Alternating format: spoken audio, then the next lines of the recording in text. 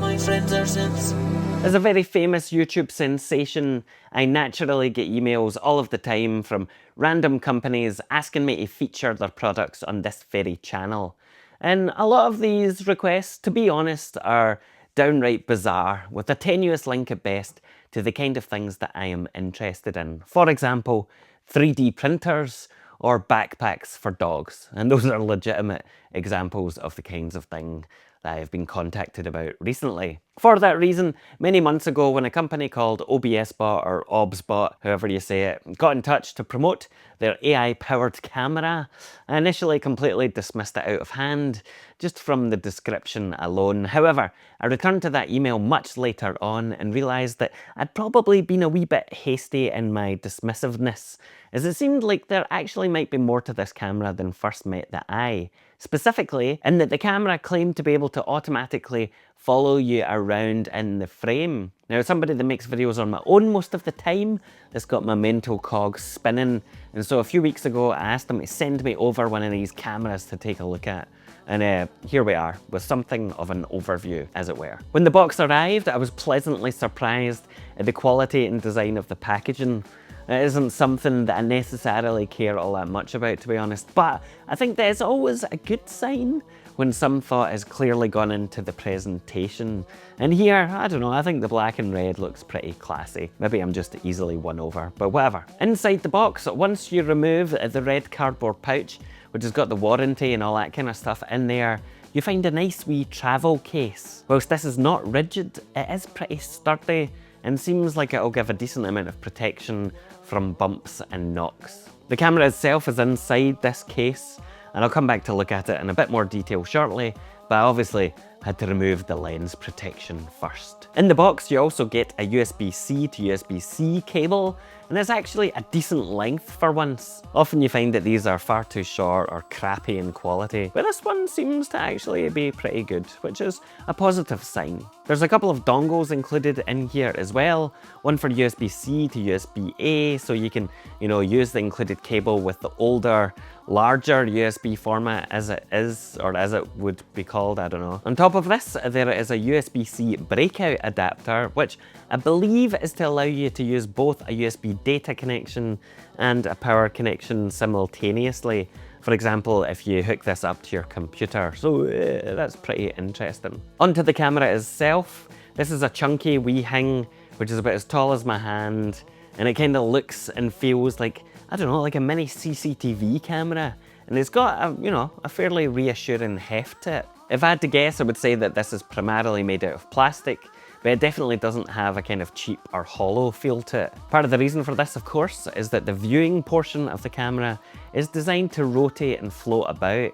And if you've ever played with a gimbal, you'll know what that kind of gyroscopic sensation feels like to hold. When it comes to features and connectivity, the lens itself is 23mm with a maximum aperture of f1.8, which, if you're not a camera geek like myself, means that it's pretty wide in terms of how much of the world it sees, and that it should also perform pretty well in low light situations. All of this does, of course, depend on a bunch of variable factors, including the sensor size, blah blah blah, but those are generally good numbers and attributes that you would want to see. On the base, we have got a USB-C port, a power button, and a bunch of lights which indicate the status or current operation of the unit.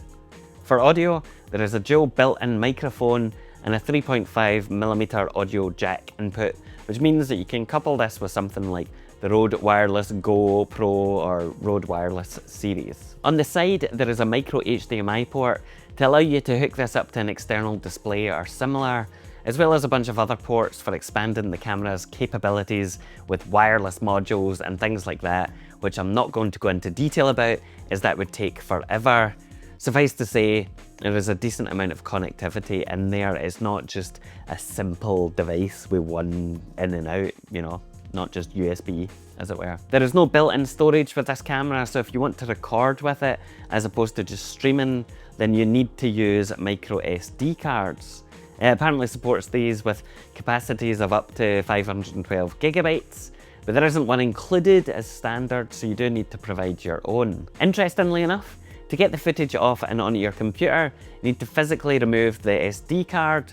You can't just transfer the data over USB from the camera, which, you know, is fine, except that the SD slot is one of the most deeply recessed that I've ever seen, and I had to use the edge of a credit card or a pen or something to get the SD card out, and that's a wee bit finicky, although I'm probably just finding micro details to complain about at this point. Now this is essentially a pretty fancy streaming oriented 4K webcam that can also be used as a portable standalone video camera in of its own right.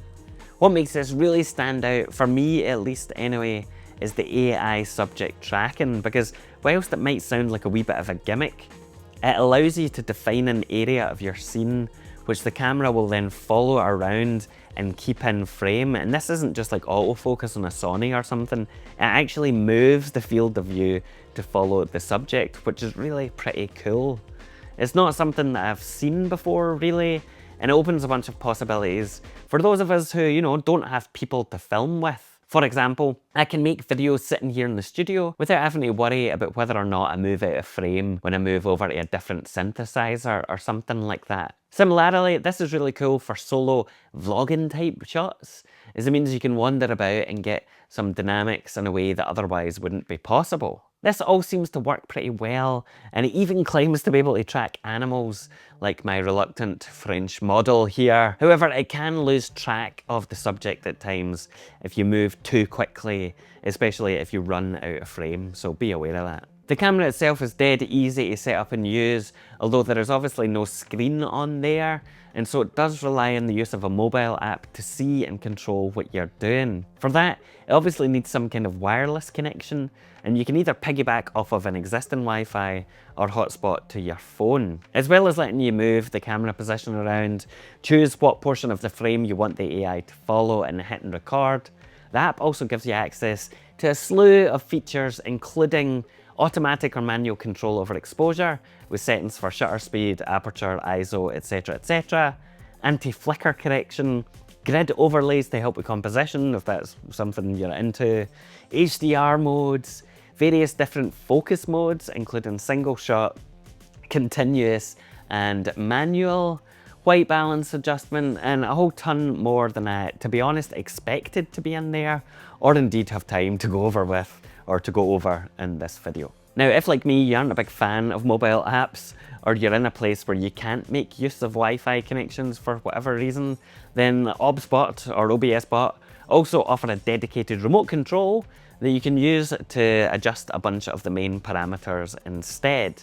This is something that has to be purchased separately, but it allows you to position, record, and get a whole load of additional use out of the camera without having to connect up to a phone. And it also supports up to 3 devices concurrently, which is pretty smart. Now, understandably, you might not want to have anything in your hands when you're recording, and that is fair enough. However, this camera has got some tricks up its sleeve to help you in that particular scenario. Specifically, that by making certain gestures, you can effectively control the camera in various ways in a kind of hands-free manner, as it were. These include things like locking the AI tracking onto your face. So for example, currently there is no subject AI tracking on or defined, but if I put my hand up here, the camera should lock onto it, discover me, and then I start to move about. Oh look, it's following me. Easy, and I didn't have to do that on the app at all. Similarly, I can tell it to start or stop recording, and I can also get it to zoom in and zoom out. And that's pretty, I like that, that's cool. I thought that would be a bit of a novelty, and I guess it kind of is, but it actually is quite useful in practice as well. I've only really been using this setup for a wee while, and I've not quite had the chance to really put it through its paces just yet, but so far I've been fairly impressed, and I'm glad that I replied to the email in the end. The auto-follow AI function is pretty unique, and I can see this being useful for a whole variety of different scenarios. It's not really designed to be a handheld vlog style camera, but used thoughtfully, it can be to add an extra layer to what would otherwise be fairly dull shots. Going forward, what I really want to use this for is gigging though, as I can imagine getting a couple of these and setting each of them up to follow a particular person on stage. Something that would then give you much more interesting footage to cut between later on, as opposed to relying on just a single static camera. Something that doesn't really convey the energy of a live show. And that is something that I'll hopefully be testing out for real very soon. Keep an eye on the channel. I might have some more videos on this coming when I figure out how to integrate it into my setup and everything else. And for now, see you later.